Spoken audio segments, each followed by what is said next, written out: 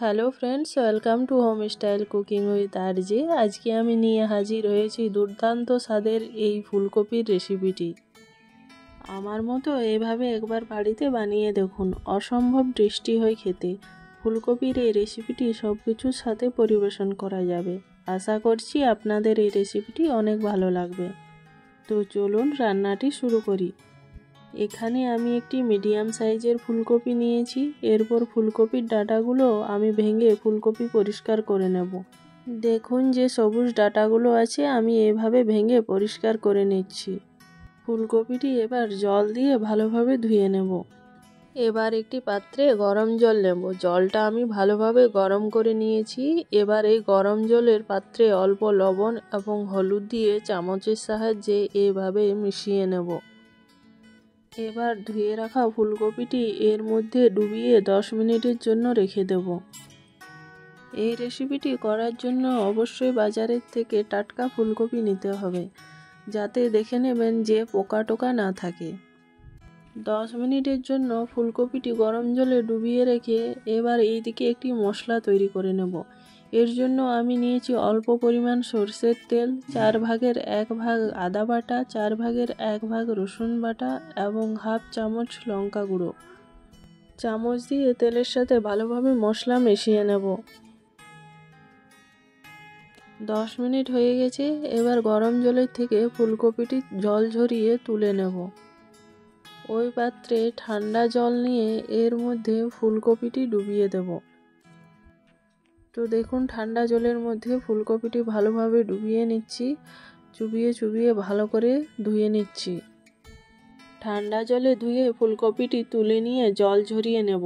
একটি প্লেটের উপর রেখে তৈরি করে রাখা মশলাটি ফুলকপির গায়ে একটি ব্রাশ দিয়ে ভালোভাবে মাখিয়ে নেব।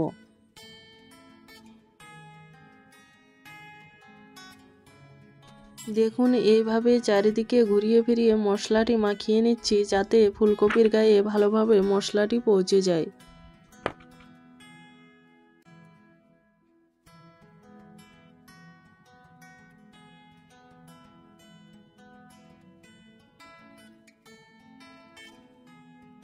তো মশলা মাখিয়ে নিয়েছি।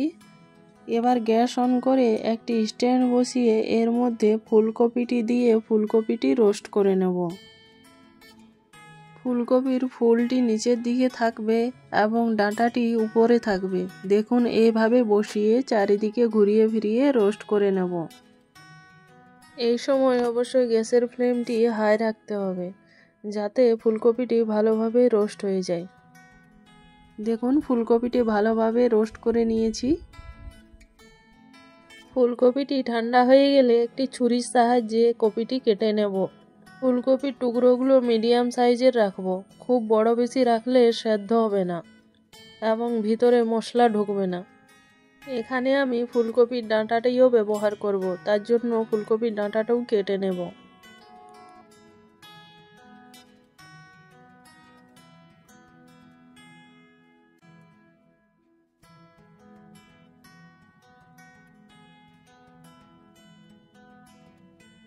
তো দেখুন এখানে ফুলকপি এবং ফুলকপির ডাঁটা কেটে নিয়েছি।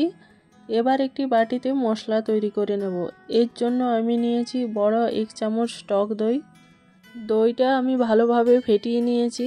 আর দেব হাফ চামচ আদা বাটা, হাফ চামচ হলুদ গুঁড়ো, হাফ চামচ জিরে গুঁড়ো, হাফ চামচ লঙ্কা গুঁড়ো এবং অল্প একটু গোলমরিচের গুঁড়ো। ঝালটা আপনারা অবশ্যই আপনাদের স্বাদ অনুযায়ী দিতে পারেন।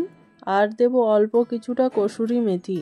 হাতের সাহায্যে এভাবে মাড়িয়ে নিয়ে কসুরি মেথি দিয়ে দেব। চামচের সাহায্যে মশলাটি ভালোভাবে মিশিয়ে নেব। গ্যাস জ্বালিয়ে একটি কড়াই গরম করে নেব। এর মধ্যে দিয়ে দেব পরিমাণ মতো সরষের তেল। পুরো রান্নাটাই আমি সরষের তেলেই করব। সরষের তেলে রান্নাটি করলে খেতে খুবই সুস্বাদু হয়। তেল গরম হয়ে গেলে এর মধ্যে দিয়ে দেব 1 চামচ গোটা জিরে। গোটা জিরে ভাজা হয়ে গেলে দিয়ে দেব কেটে রাখা পেঁয়াজ কুচি। একটি মিডিয়াম সাইজের পেঁয়াজ আমি কেটে কুচি করে নিয়েছি। পেঁয়াজ ভাজা হয়ে গেলে দিয়ে দেব একটি আলু। আলুটি আমি 4 টুকরো করে নিয়েছি এবং যে ফুলকপির ডাঁটাগুলো কেটে রেখেছিলাম সেই ডাঁটাগুলো দেব। পরিমাণ মতো লবণ দিয়ে 5 মিনিটের জন্য কড়াইতে ঢাকা দিয়ে দেব। 5 মিনিট পর ঢাকা তুলে আলু এবং ডাঁটা নেড়ে চেড়ে কিছুক্ষণ ভেজে নেব। আলু এবং ডাঁটা ভেজে নিয়েছি। এবার যে মশলাটা তৈরি করে রেখেছিলাম সেই মশলাটা দিয়ে দেব। মশলার বাটি ধুয়ে অল্প কিছুটা জল দিয়ে দেব। এবার নেড়ে চেড়ে মশলাটি ভালোভাবে কষিয়ে নেব। অবশ্যই এই সময় গ্যাসের ফ্লেমটি লো রাখতে হবে।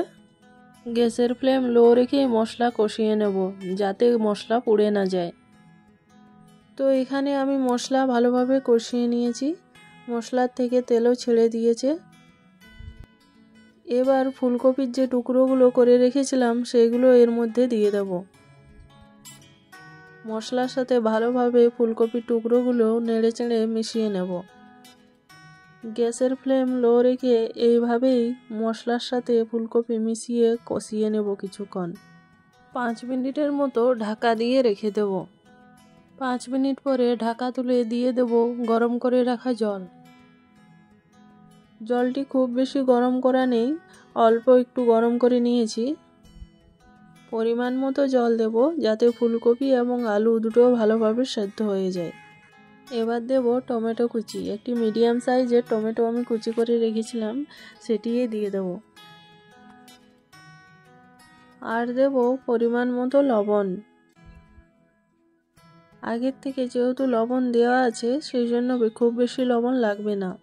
15 মিনিট মতো ঢাকা দিয়ে আলু এবং ফুলকপি ভালোভাবে সেদ্ধ করে নেব। তো এবার একদম রেডি হয়ে গেছে আমার ফুলকপির এইভাবে ঝাল ঝাল কষা রেসিপিটি। এবার গরম গরম পরিবেশন করে নেব।